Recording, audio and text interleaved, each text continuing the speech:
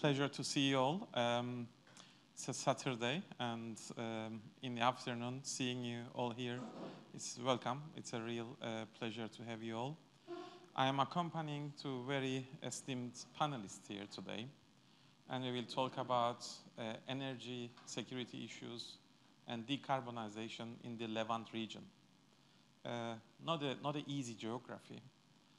Eastern Mediterranean, as you all know, is very close to Europe and has always been in the middle of various conflicts, political issues.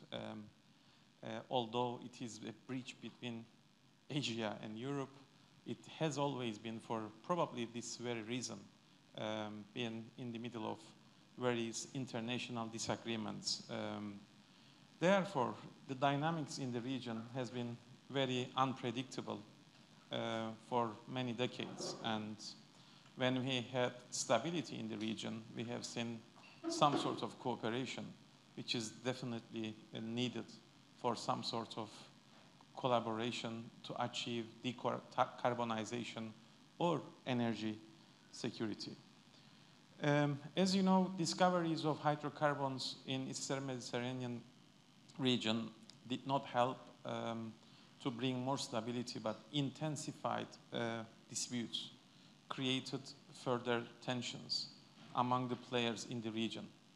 We were hoping that gas diplomacy was going to contribute to achieve dialogue, but disappointingly, it created further frustration in the region. And although it's been a decade, players in the region was not able to benefit from this, even at a time when Europe needs more energy in order to reduce its dependency to certain actors. The Eastern Mediterranean region is of strategic importance to the Western countries. Western countries these days are trying to promote rule-based international order more than ever. That's why in its neighborhood, the developments in the region are having direct impact in Europe. Why? Because energy policies, migration, or decarbonization, all these things require proper cooperation. And for that to happen, you need some sort of stability. As you know, in the continent of Europe, there are huge targets in order to achieve Green Deal by 2050 and all this kind of stuff. But we also know that it's not enough to achieve all these targets in Cyprus, but not to achieve them in Syria. It is not sufficient to achieve these targets in Greece, but not in Egypt. Or you may try to meet these targets in Italy, but it will not have any further impact if Libya is not able to come closer to these targets. So these matters are not yet even being discussed in our geography. Therefore, today, with some esteemed, very important players from the region, we will discuss energy security and decarbonization. I have Gabriel to my left. He's been following these matters for some time. I would like to introduce him. Neither of the panelists requires too much introduction, but I would say that he's a very senior researcher in the region, and I would like to invite him to say a few things about himself and then to talk about geopolitics of the region, as that will pave the ground to have further discussion on energy security and decarbonization. Thank you, Gabriel. Thank you so much. I hope this works. Do you hear me? Thank you so much. I'm Gabriel Haritos. I'm a researcher at the ELIAMEP think tank in Greece, and I teach history of the political relations between Israel, Greece, and Cyprus at the Gurion University of the Negev. I'm based in Israel. I would like to show an overview of what is going on right now in the region. I agree that at the end of the day, the gas question, the new element that we have in the region, did not help to the interconnectivity of the players of the region. And the reason is simple. All the players have a legitimization issue in the region from their perspective. I will give you some examples. Israel, the goal of the Israeli foreign policy and regional policy is to gain legitimization from the very first day of the establishment of the State of Israel, and to become a legitimate part in the Middle East, and now in the eastern part of the Mediterranean through gas. Hezbollah, a de facto player in South Lebanon.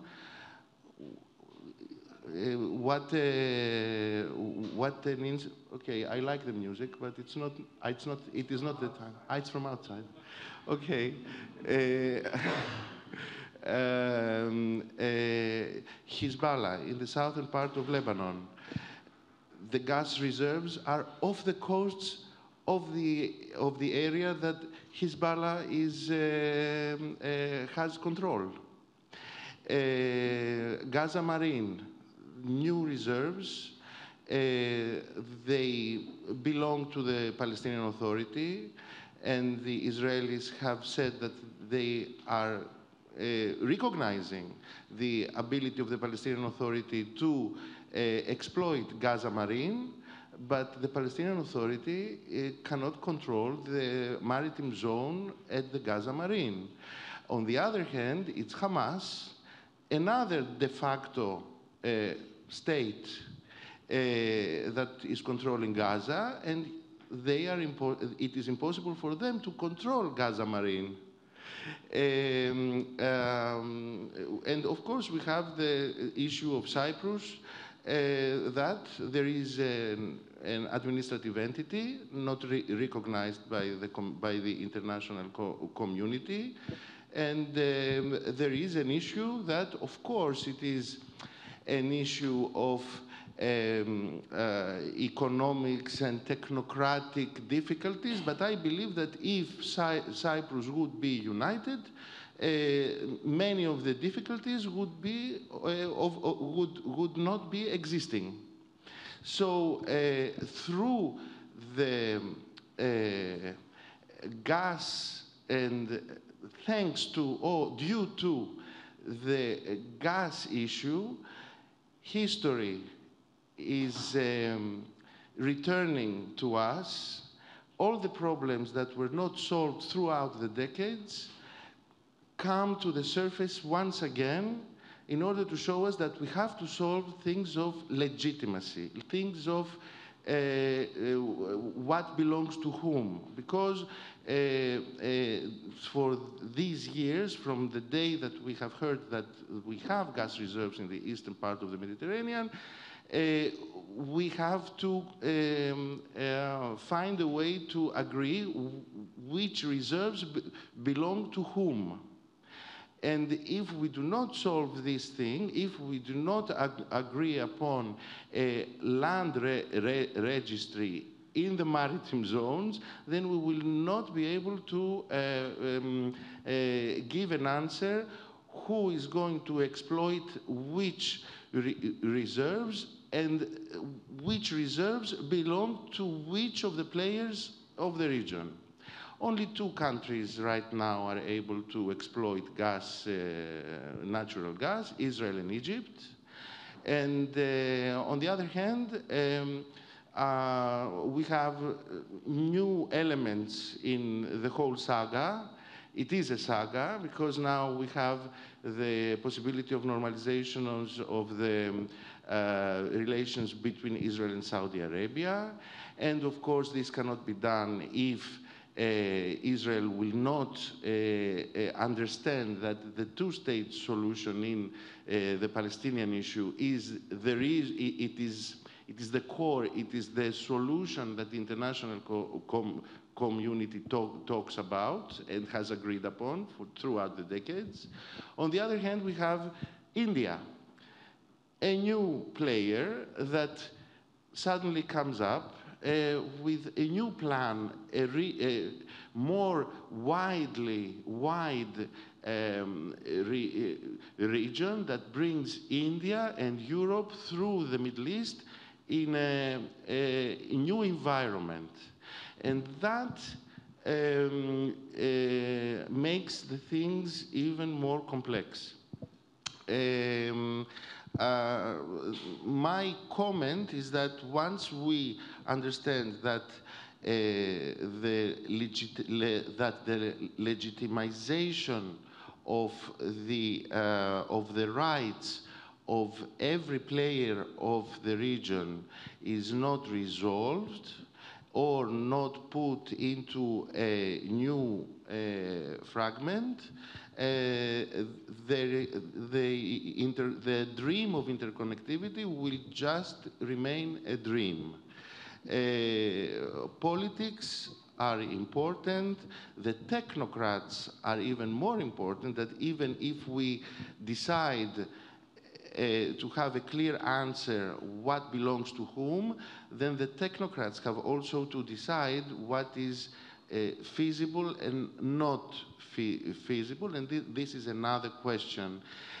Of course, about that thing, our friends Theo and Cleopatra are going to talk about it. Now, if we want to talk about what is going on these last days, it is important for me to point out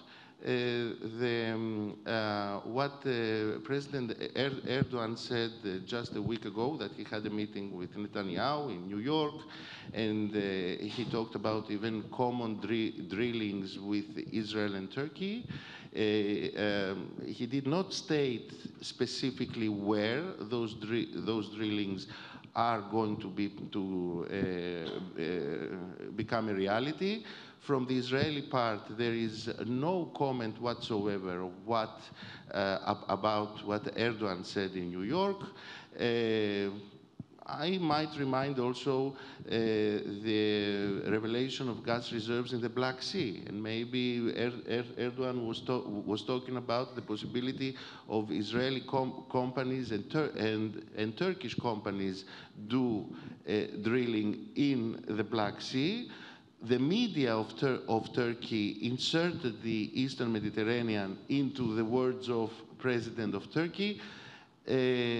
It is very important to point out that Athens and Nicosia did not ask from Israel to express what do they say about what has been said by Erdogan. If I could, and I finish my comment, if I could describe in a word what is the diplomatic climate and all these talks that go on this summer and they continue to go on, it is like a cocktail party. Everybody talks with everybody, and we have to wait for the dinner to start. Thank you very much, Gabriel. Thank you. I think you are right. The limitation of maritime zones is a need. But if that doesn't happen, we should not anymore dream, because 2 days ago in Nicosia, we had 39 degrees heat. Global warming is there. So for decarbonization related stuff, we should stop dreaming and we should really start talking about how to make things happen. And let's hope that these recent dialogues between leaders in the region could be helpful to achieve a few things. To my right, we have Cleopatra Kitti. She is an advisor in international organizations.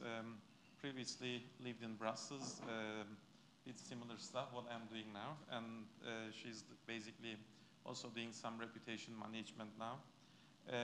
She is the founder of Mediterranean Growth Initiative.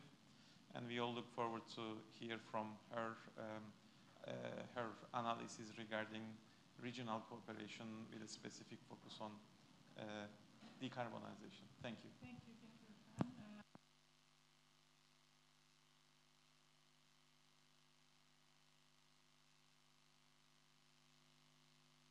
to Cyprus Forum for inviting me. This is the third year I sit in a Cyprus Forum platform to discuss interconnectivity and energy.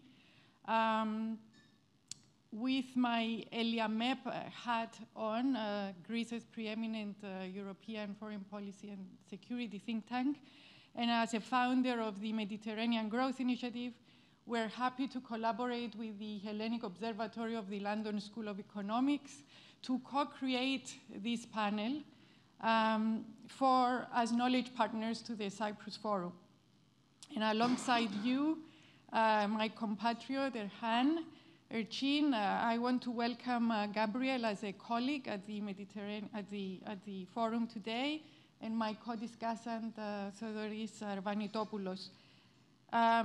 As I said, this is the third year that we discuss interconnectivity, and we look at it from a lens of what is possible, not what is not possible, because politics in this region have placed us in a situation that everything goes into the pot of geopolitics.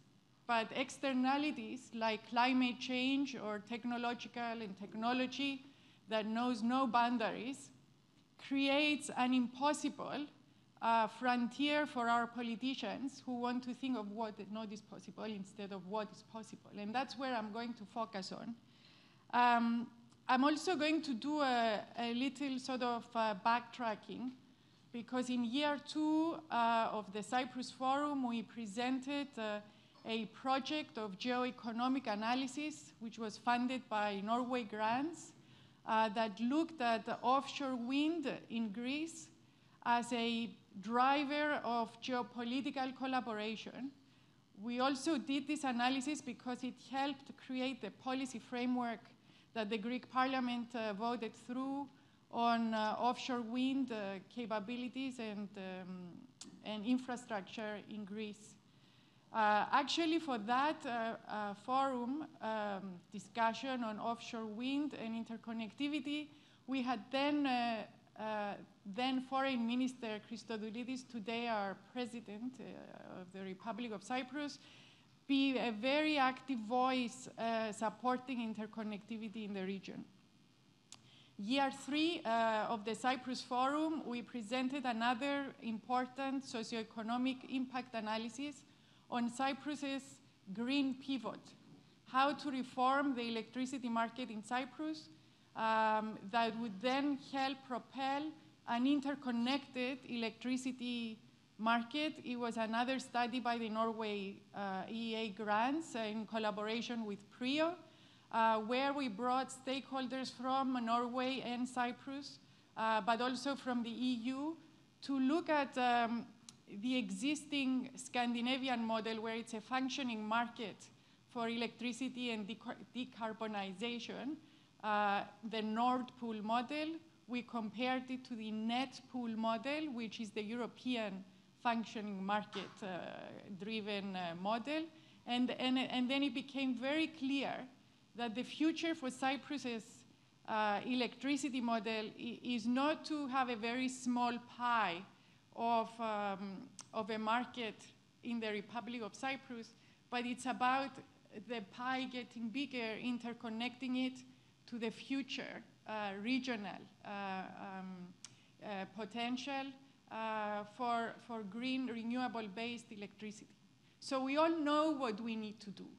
It's not that it's unknown and it's a mystery. And it's not about what is not possible. It's about what is possible.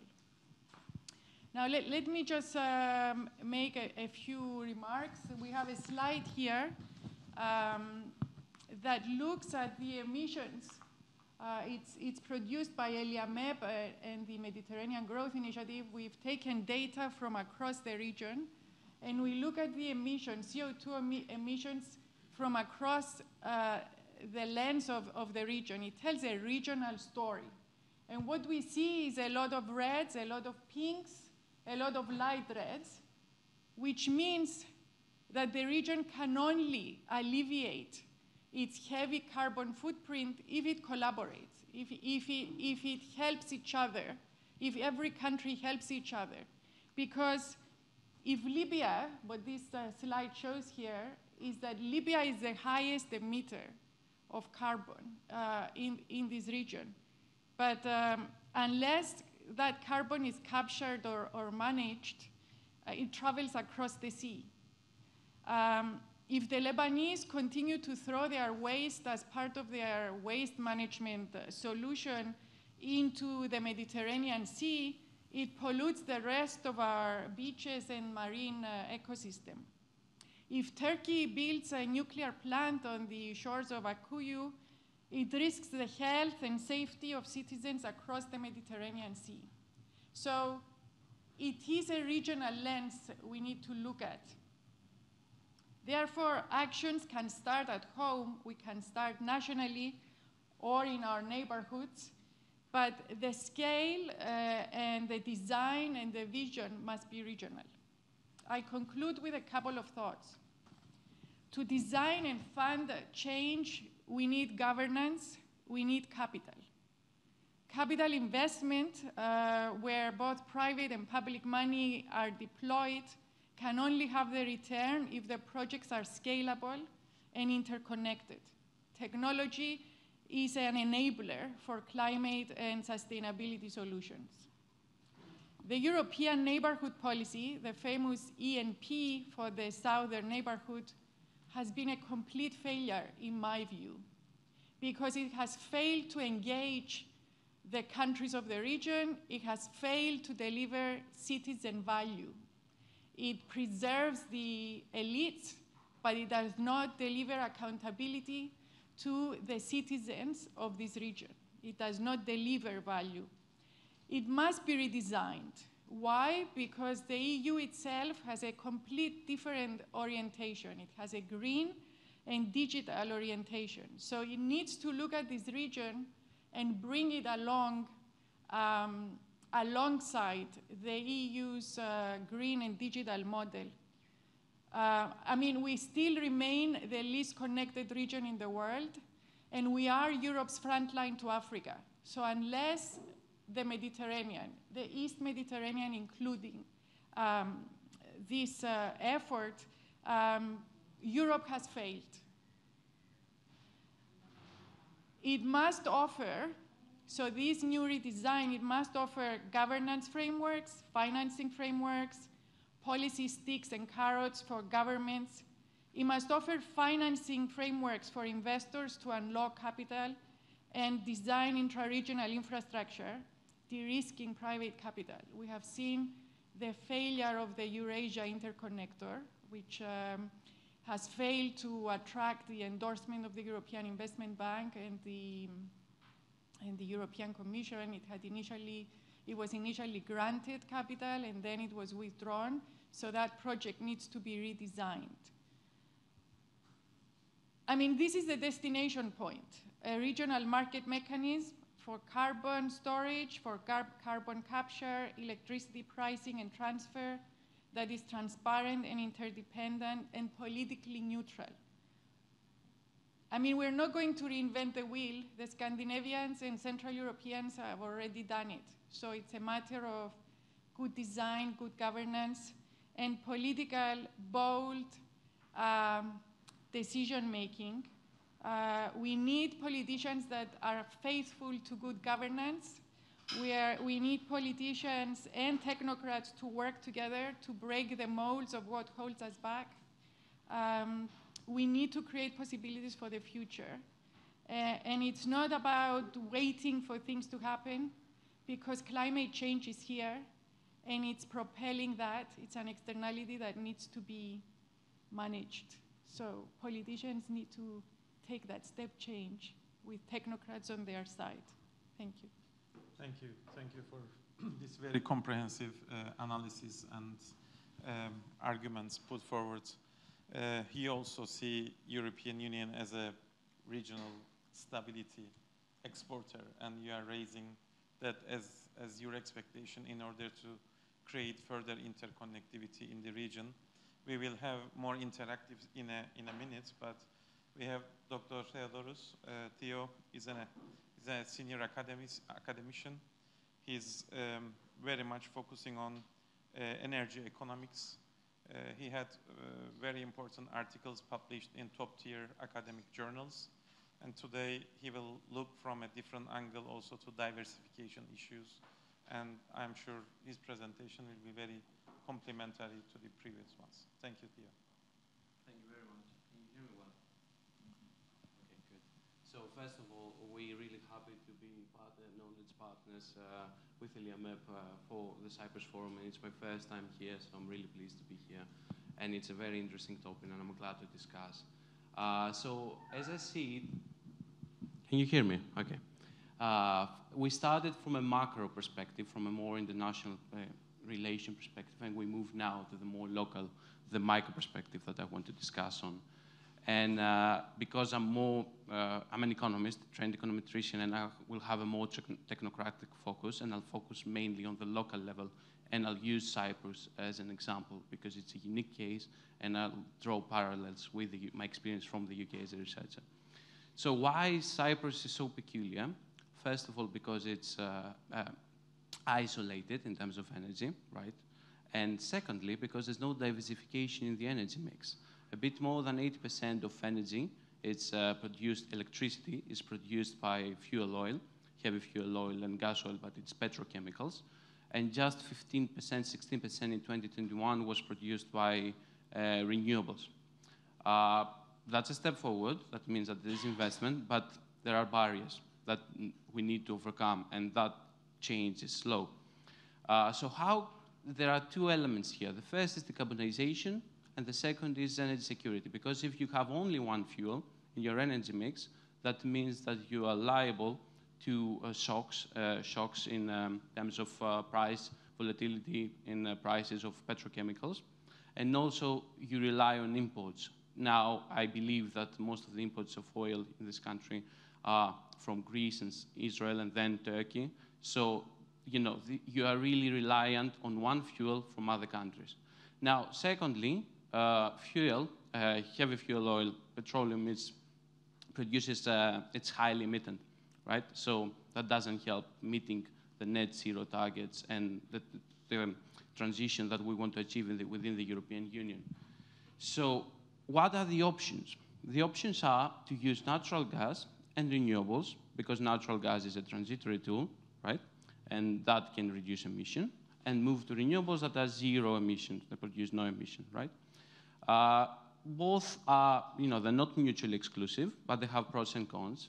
And Gabriel discussed quite extensively on why it's difficult to use natural gas to extract it from the seabed in order to have it here and use it on our own instead of importing it, which is very difficult to happen because of geopolitical frictions. It's been discussed over the last 10 years, and there's no prospect. And apart from that, from a technocratic perspective, it needs huge capital investment, even if there's agreement. And this will take a long time to see any outcome, right? So it's not something that in the short term will pay off. So you'll still rely on petroleum or petrochemicals. So the other option is renewable, and we're moving to that direction. Why renewables? It's a viable option because it's cheap. Doesn't need much capital investment, can happen quick, and produces zero emission, and it's your energy. So you solve the energy security and the decarbonization.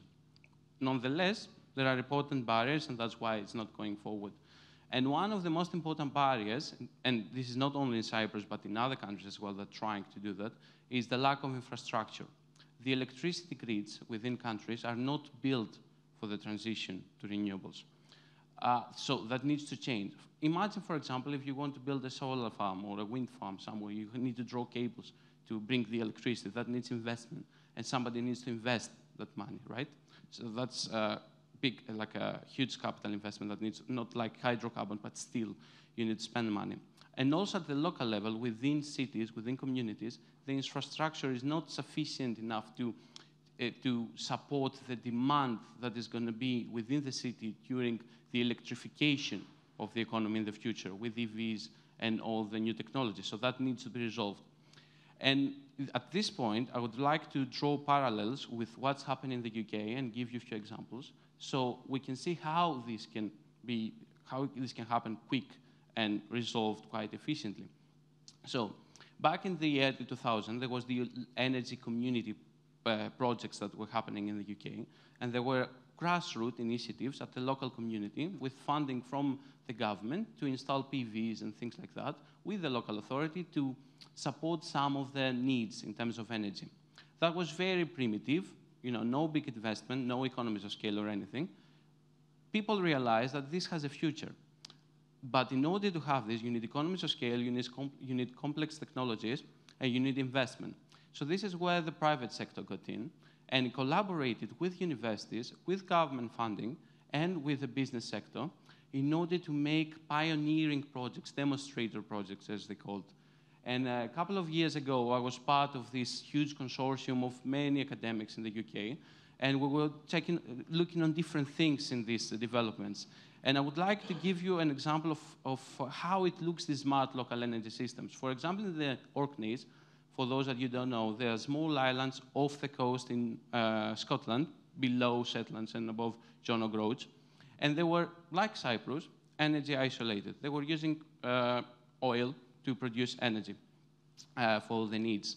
So what they did is that they brought Scottish academics, businesses, and local communities, and they installed tide, wave, solar, and wind, not parks, but few turbines to support, to create energy.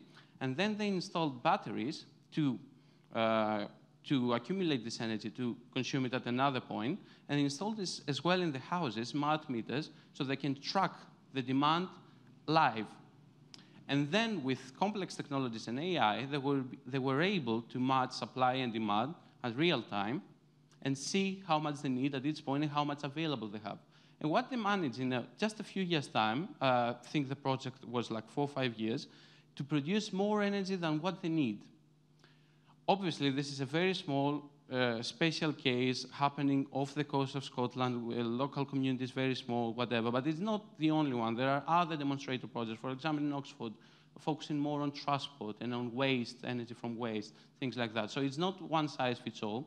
You focus on specific characteristics of the location. You discuss with people in the area, and you resolve with the partnership with the business sector and with academia. So if we bring this knowledge back, and we're trying to do that in Cyprus, that would immediately unleash the potential to find the investment, the capital investment, to develop this infrastructure. It would give the power to the people to raise what they really need to discuss with the local authorities. So there is this participation element that is very important for people to accept new technologies, and also it get things going, right? And can give you renewable energy quite quickly. And having said all that, and I want to go now to the greater picture, Cyprus could be a hub. Projects like Euro-Asia Interconnector that it's probably doomed to fail, but because of huge capital investment probably that needed to attract in order to happen, have positive political effects in the business sector. Because if they see that there is the business sector, if they see that there is things like opening the market to other countries, then they can think that they can export energy and they can have profit. So they can go and invest. And that creates a positive loop of externalities that then, because the investment of the business sector is in the island, then the government is obliged, in a way, to find a way to resolve any problem so the investment stays here. And that creates a positive loop and creates a hub within the area, potentially. And I believe this is the way forward. It boils back down to what Cleopatra really excellent mentioned in her talk about good governance, political will, the capital markets, to find the capital investments, partnering with the business sector. That's all really important. So it can happen. We have the experience. It's been happening elsewhere. Just need people to really focus on this, spend time, and find solutions. And just a punchline, given we are today in the house, the home for cooperation, hopefully in the future, instead of using energy to raise barriers, energy would be used as a way forward to achieve bi-communal cooperation and beyond that. And I think this is the future for energy, to build bridges, not to raise barriers within countries. Thank you.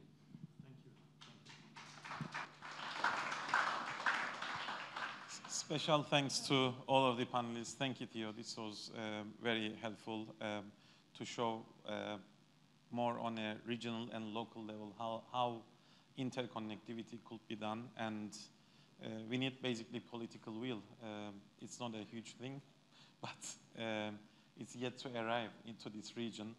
As you know, there were efforts to create this political climate that will be more conducive for cooperation and collaboration on energy field, but it has been disrupted for some time. Now we have a glimpse of hope, at least in the region, so let's see how these things will evolve in the coming days. I would like to reiterate my special thanks and move to a kind of a more interactive session. I'm sure you have a few questions or comments that you would like to raise with us, with panelists.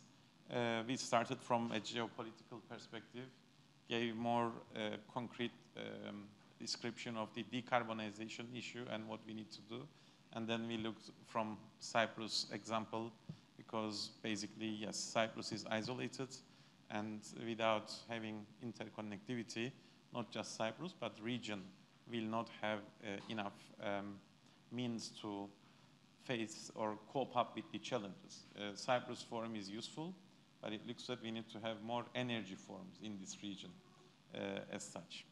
Okay, now floor is yours. If you have any comments or questions, please. Ipek. Thank you for the wonderful remarks. So I have a very simple question, because I'm someone who is not very familiar with the subject. So given the geopolitical, dynamics, circumstances in the region, is really decarbonization possible? What do you think about it? I mean, on a wider scale, of course. It is. It is. Israel in the local market has done a lot, but it is the decision of the government and the implementation, and of course the fact that actually, as we are speaking, Israel and Egypt are the two countries that are helping each other in order to go to that that policy and implementation. The rest of the states have to decide if they want to work with one another in order to promote this kind of energy and viability. It is up to the states. Thank you. Please, Cleopatra. It is possible, because it's not just, it's many different parts. It's how we capture carbon, it's how we store carbon, it's how we trade carbon. We already, as consumers here, on the Republic of Cyprus, we pay the most expensive electricity in Europe, or we're in the top tier of expensive electricity, because we carry as consumers the burden of carbon tax that the electricity authority is being punished by burning mazout. So I think our politicians and the people in decision-making positions have proven incompetent so far to find and design a way forward that is actionable and is future forward, that it captures the European. We also feel very far from what's Europe doing. So our leaders, or those in positions of authority, must really put their heart and mind into making this a reality in this country. And then they actually must work to interconnect us to the region. There are no excuses not to. Everything else is failure. If central governments cannot collaborate, how about local governments from different regions? Can you elaborate a little bit on that one? Great question. Thanks. Thank you for that. And it speaks to what Theodoros was saying earlier. And we discussed it internally when we were preparing this panel, actually, that the local governments, municipalities, authorities that are in the, let's say, the miniature government scale can collaborate with each other, either at best practice or reconnecting cities. So Tel Aviv and Limassol, for example, or I don't know, Beirut and Larnaca. So we can begin to create that momentum, even if it's waste management, waste processing, or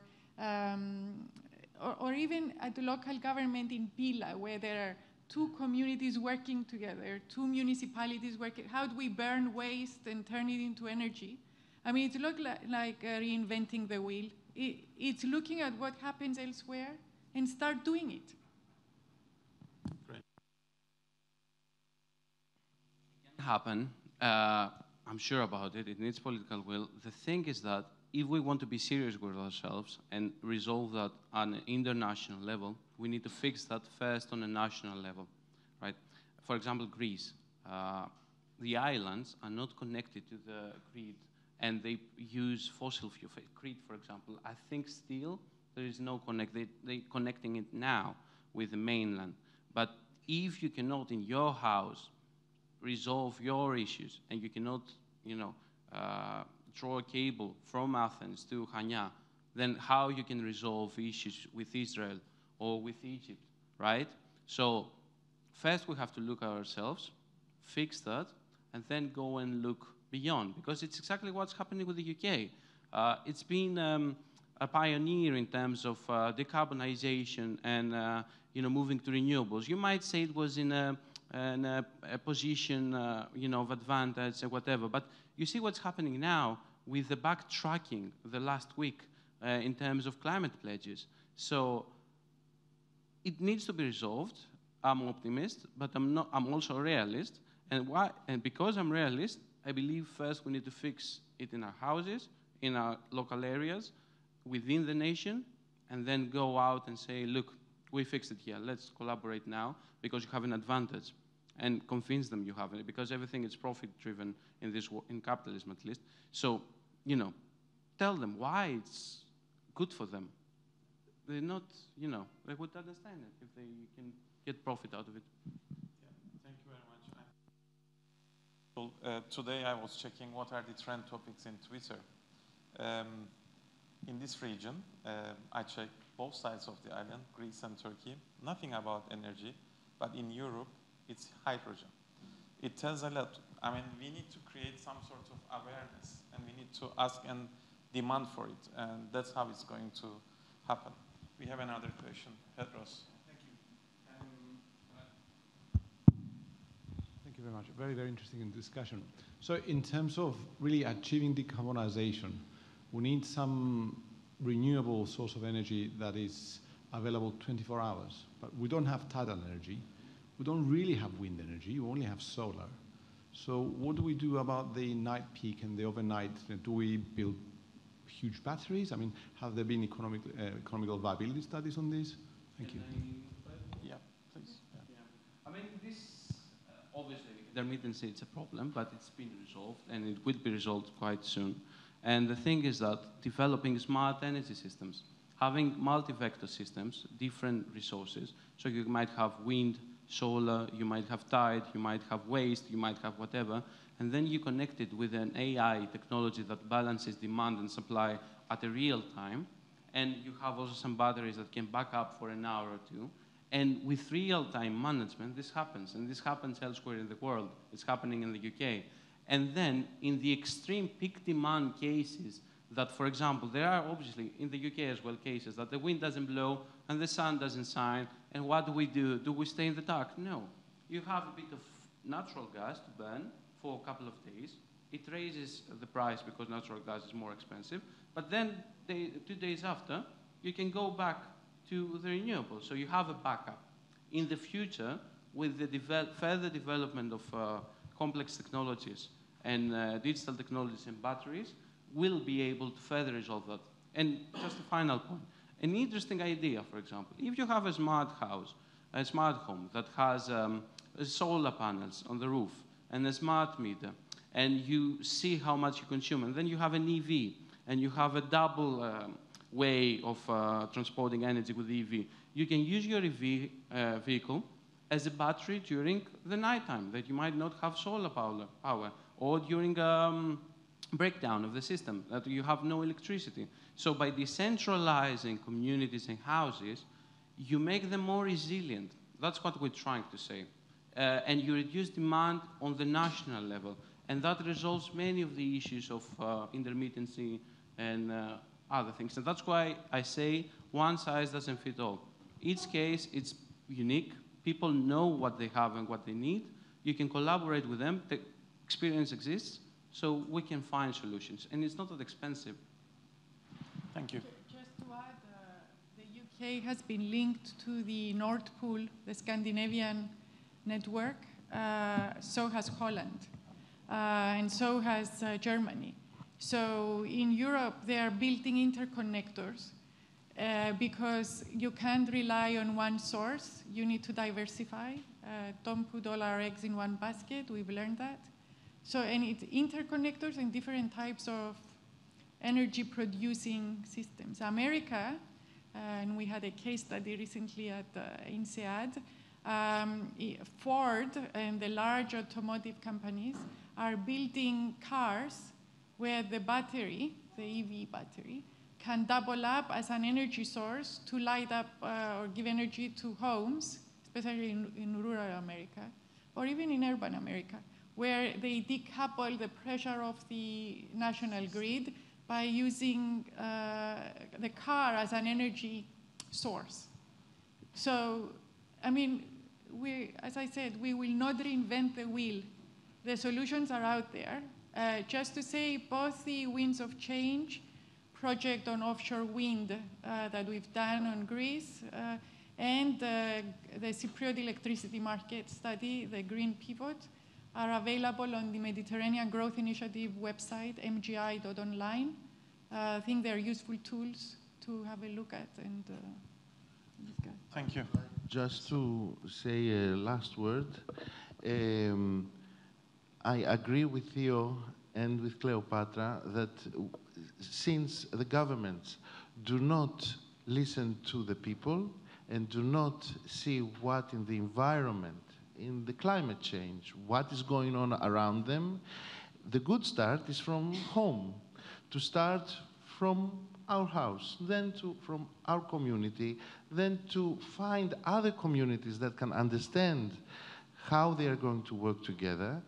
This is a good start. And of course, the paradigm of North Europe and the Scandinavian countries is useful and it is implemented, but there are not any question of borders and legitimacy. The contrary happens in our place, in the region, and that's how our problems and our thoughts, it is like a dog that goes to find its tail and it cannot find its tail. Thank you. Thank you very much. I think while we were discussing to achieve interconnectivity between north and south of the island, it was really difficult. It was going to provide very good results for both sides. Both electricity grids was going to relieve, and both sides would have the ability to upgrade more solar energy to the grids, basically. But despite a lot of efforts from different and mostly European Commission, what is managed and achieved is very limited, and this sort of CBMs is very much needed between Nicosia municipalities, Greek and Turkish municipality in the region. Perhaps one day they should be able to try to collaborate with Tel Aviv, like Nicosia, North and South together. But also there are a lot of things that they should be striving to do and request help from European Commission, because I know that generally they have a position to support actively these sort of projects. Okay, we have one more question here, and then I'll check the time. Yes, thank you for the all panelists. This comes from a very curious point of view. Regarding to what you have just said, did recently a historical agreement signed between Israel and Lebanon regarding to maritime. I'm not very in full compliance with the details. I just wanted to have all of your opinion. Did it have a significance stabilizing the region? And because it was a disputed region, and since we live in a disputed region, and since maritime and EEZ around whole of the island is a disputed issue, can we make a good example on that? And just small comments on how can we use energy for a way of reconciliation and peace building on the island, also regarding to ISMET project. Can we also involve two communities bi-communally, realistically, to make it happen? Thank you. I think we have one more question. Ambassador. Thank you. Actually, I had two, but let's see if we get touched on them. One is related to Cyprus, and the other one is more the regional component. On Cyprus, I mean, I think we heard what needs to be done, but it's not happening. So my question is there enough discussion on the price of non-action? That's one question. And the second one that I would have on the regional, I mean, I heard Cleopatra talking about the EU, and it was mentioned a couple of times. Of course, we have EU member states in the region and non-EU member states, but what platform, I mean, what leadership should take, I would say, the lead, or where to look in order to get the interconnectivity, considering that at the national level it's also complicated? Thank you. Thank you, Madam Ambassador. I'll take these two questions, and then we'll start from Cleopatra this time.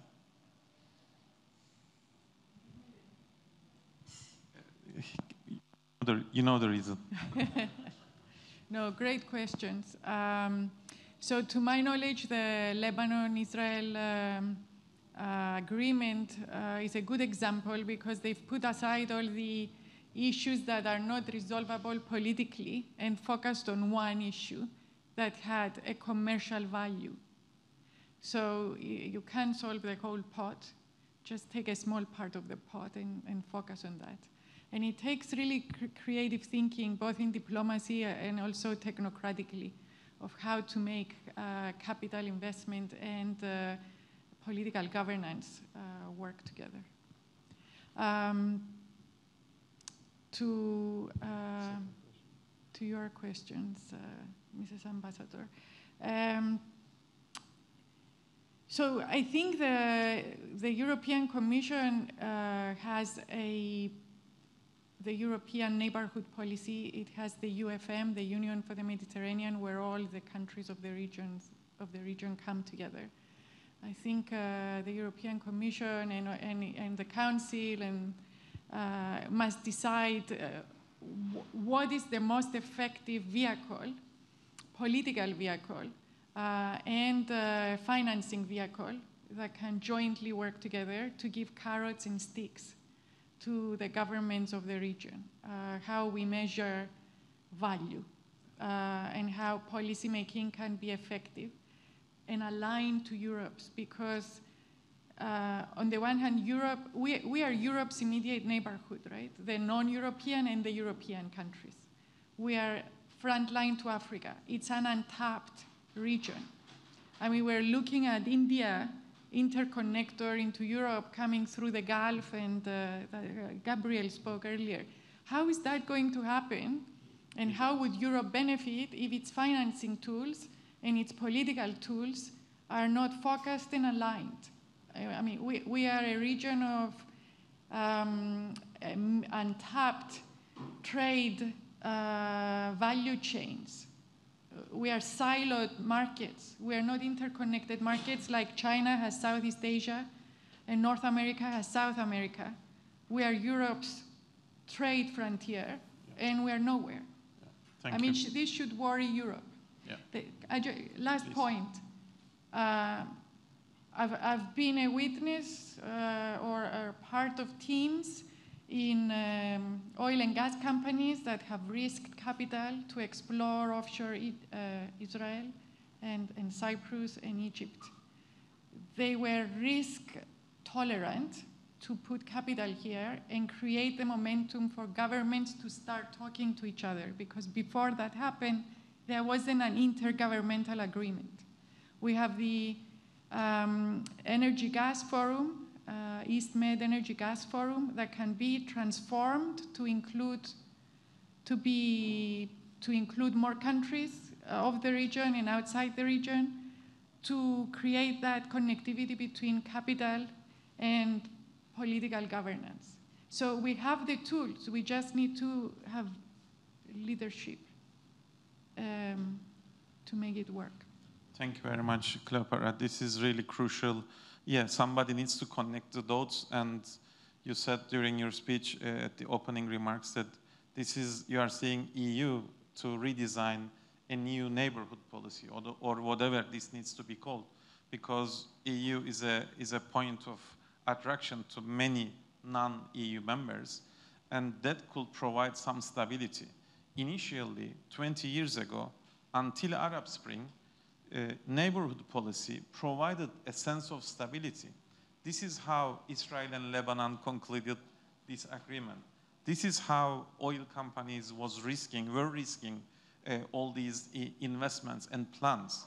So initially, carrots and sticks were fine, but then in the aftermath of Arab Spring, something went wrong, or European Union had other priorities or more internal issues to deal with. Therefore, it is high time to demand for new measures that will extend more stability to the region, which will enable us to do more work in this area, because it is really needed. Gabriel, I am sure you have comments about geopolitical issues, but very brief, please. Very briefly. Very briefly. It is an historical moment that Israel and Lebanon have agreed upon their maritime zones and the borders. There is no doubt about it. It is historical also the intervention of the U.S. and the intervention of the U.S. and the focusing on a certain issue between two countries recognized internationally that are in war with each other, and to have a line on their maritime zones, this is of great importance. It's not over yet, though. Total has started to search, to drill and find and export gas from the certain place is another issue. Also, it is a good start in order to talk about the land borders. Amos Hochstein was in Israel for several times from the beginning of summer and until today, and sometimes that we do not know. And we see a technical crisis with the blue zone of UNIFIL between Israel and Lebanon. They are starting to see how it is implemented, this agreement on maritime borders, before Total finds out if the gas reserves are able to be exported. They catch this opportunity, grab this opportunity to find a solution on the real issue, which is the land borders. Thank you. I think, Theo, you want to add a few sentences? Final remarks, note the IE specialist here, so I'll focus more on the question about cost of inaction. And I think that's a very important question, and it's in the spotlight of academics trying to put a price, cost on inaction. And Americans are very, they like to put price tags on things, and this is what they do as well with natural capital. They value things, and that helps them then. By putting a value on something, they can, by modeling, they can see the cost of inaction, right? And there are academic analysis on what is the cost of kicking the can down the road and not doing something and not spending money now. The cost in the future would be much higher, multiple times higher. If you, not per se by direct damages, but it might be extreme events. It might be migration. All these have multiple effect in terms of cost. Europeans are not so willing to put price on natural and capital and on things. They tend, like the British, they tend to put down objectives and find in 10 years' time what they're going to do to meet those objectives. Personally, I haven't yet concluded what's best. It's a different approach, but in any case, I think either if we put an exact price tag or if we see the consequences without putting the value down, it's important to realize that the consequences are coming, and they're coming quickly, and they're going to be multiple times more costly than investing in something that could reduce emission. Thank you very much.